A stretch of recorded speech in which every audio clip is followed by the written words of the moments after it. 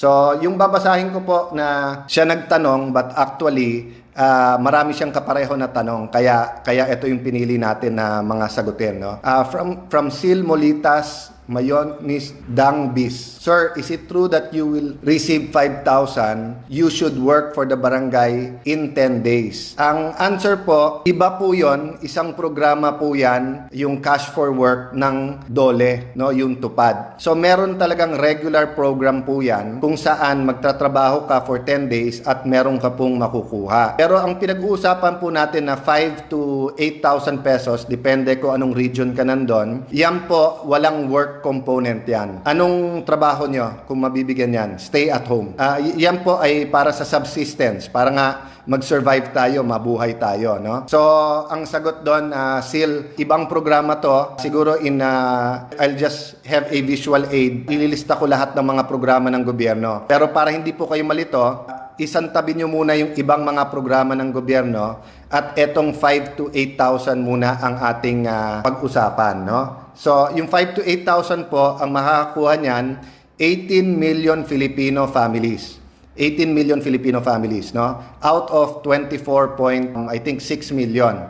So, what does that mean? That means 3/4, diba? 3 sa 4 na pamilyang Pilipino makakakuha ng 5 to 8,000. So, si Mitch O. River Mitchell, yung 5 to 10K po, kapag ang isang bahay ay 3 ang pamilya at nakatira, 3 din bang forms ang ibibigay? Okay. Ang pinag-uusapan po natin, household or pamilya, hindi po yung physical na bahay. So, kung isa pong napakalaking bahay, isang tao lang po nandun, kung siya ang head of the family, siya bibigyan ng form, no? Ngayon po, kung isang bahay ay nandun po yung pamilya ng kapatid din niya, and then pinaupahan yung isang kwarto, kung 3 pamilya sila doon, 3 po ang mag-fill up kasi head of the family yan, di ba? So, ganun po ang mangyayari doon. So, per household o per family po tayo. So, babalik tayo sa 18 million out of the 24.6 million Filipinos. Again, doon sa hindi po nakapanood a few days ago,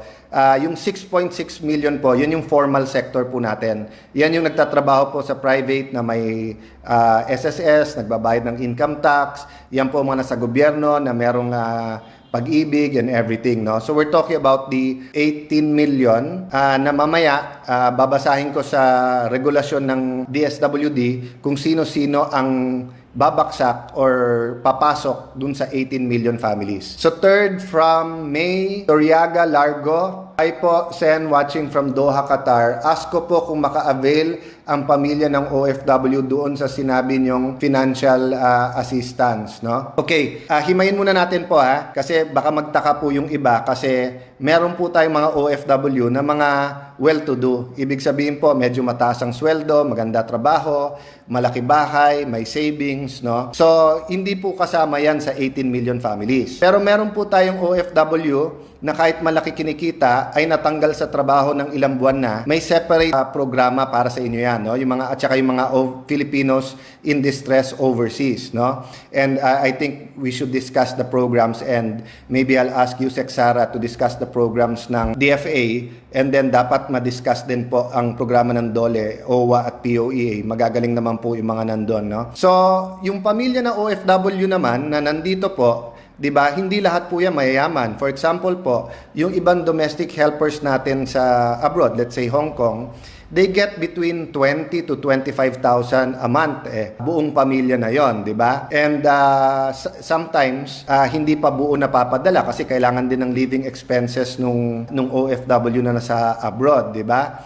So, mamaya babasahin ko po ang mga papasok sa 18 million. So, but basically, babalik tayo doon sa prinsipyo para to sa mahihirap. So, kung pamilya ng OFW pero mahirap, kasama sa 5 to 8,000. Kung pamilya ng OFW hindi mahirap, pero may specific circumstance ka na kailangan mo ng tulong, may ibang programa para dito, no? Hindi po ito yung Bayanihan to Heal as One. Yung Bayanihan to Heal as One is specifically yung 5 to 8,000 pesos, no? May nagtanong dito, binabasa ko lang pero ang bilis kasi ng pag-scroll up, no? Kung 5 to 10 daw sa isang pamilya, well, depende po yan kasi actually computed ang household sa average na 5. But ibig sabihin po, kung nanay at tatay at 8 anak, at yung panganay na anak wala pang 18 years old, for example, isang pamilya yon, di ba? Pero kung for example, nanay at tatay at ang panganay nyo 23 years old, may asawa na, separate yung panganay mong anak, di ba? Head na siya nung household niya, di ba? So, from Roldan Cases, good afternoon po. Sir, ask ko lang kung kailangan po magbigay yung 5 to 8K po, nasa barangay na po ba? Kapag ma-fill upan ang form, may pera nga po ba kaagad? Okay, Roldan, balikan kita because precisely I want to discuss yung mga pagsubok na dinadaanan ng ating mga public servants ngayon at yung pressure na nasa mga ahensya ngayon sa guidelines at makapag-deliver. After this question, Roldan, balikan kita. No? But Johnny Palotes, hello sir, ano po ba ang basis ng bigayan ng form sa bibigyan sa 5 to 8? Perang ipamamahagi sa pamalaan. Basahin ko muna sa inyo yung existing na guidelines. No? But as I said, what did I do the whole afternoon? Basically, I was on the phone with Deputy Speaker El Rey Villafuerte and Deputy Speaker Loren Legarda. Si Loren Legarda po, ang ating senadora, ay dati pong chairman ng finance ng Senado, kaya alam niya po ang pananalapi ng bansa. And siyempre, first time po niya maging member ng Congress. So, you know, we were empathizing with each other about yung on the ground o yung local, no? Vis-a-vis saan manggagaling ang pondo at paano to maayos.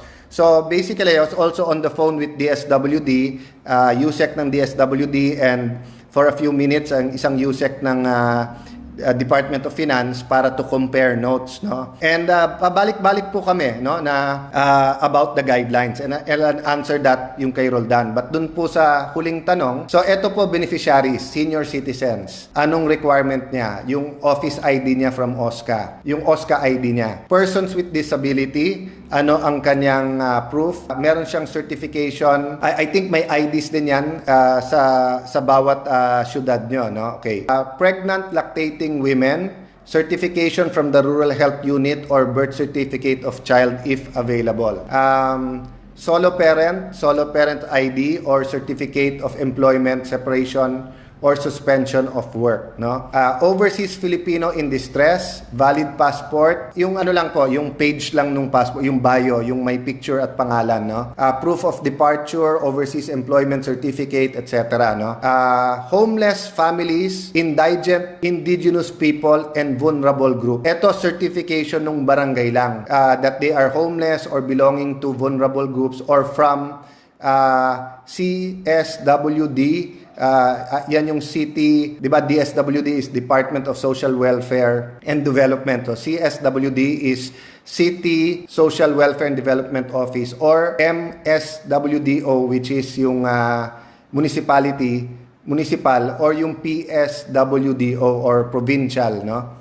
Or certification of NCIP or the Tribal Chieftain Council of Elders if the beneficiary ay isang IP. Then lastly, ito po, dito papasok yung marami, yung informal workers. So, ito po yung mga, kung sa TODA ka, so either yung driver's license or certification of membership from organization, association, tapos yung mga kasambahay, etc., no? Yung mga vendors and everything, no? Okay. So yung kunento ko sa inyong requirement, yan po ang pabalik-balik namin sa DSWD. And I think it's easy, very easy to say na ang bagal, very bureaucratic, paano nating makukuha kagad. But I think, you know, now more than ever, we have to work together and kailangan ng empathy for each other. So, hindi kami nagkakulang na magsabi sa DSWD na, you know, less requirements, less qualifications, faster. Pero alam mo, gusto na rin naman nila eh. I mean, kaya nga nag-appoint ang ating Pangulo ng marami sa militar para nga very efficient yung pagbaba, no? So whether you talk to the DBM, the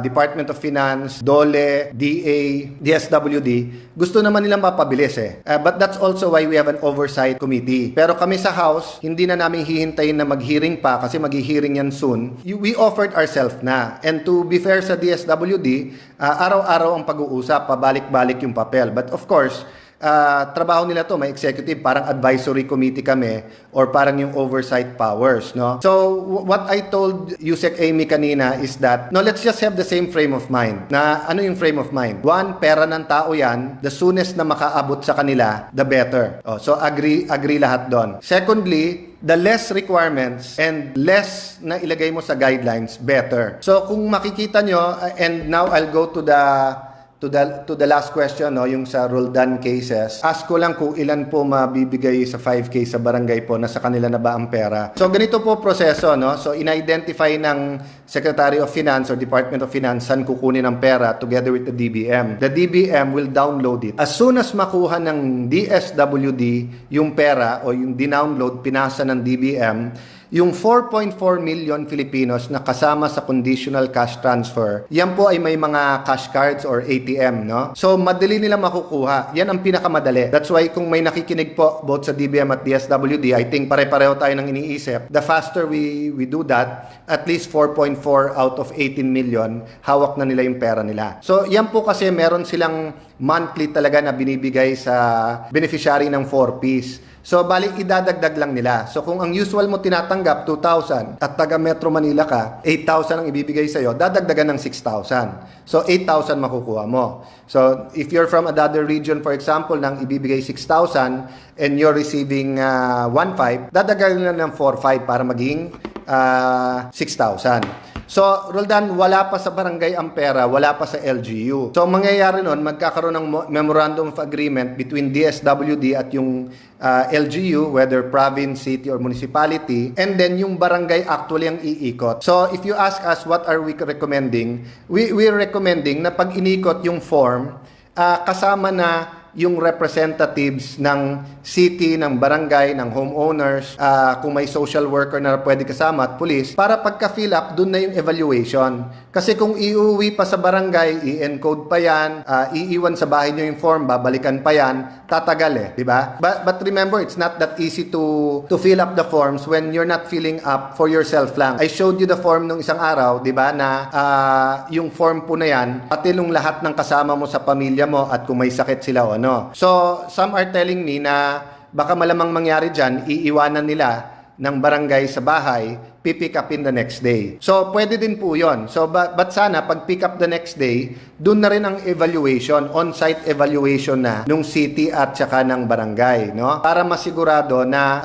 mabilis at less na po, or no red tape, no? So, let me make it clear po, nagkakaisa kami ng DSWD na walang red tape, di ba? It's a matter lang of what their decision is, anong proposal, anong ideas namin. So, ang agreement po namin tonight, tatapusin po namin yung pagkaintindi namin sa guidelines, isasubmit namin kay Sec. Rolly kompleto bukas through a letter, and then kung kailangan mag-conference call kami or mag-Zoom para pag-usapan isa-isa. But yung hangaring nga is that mabilisan ito at magawa kaagad.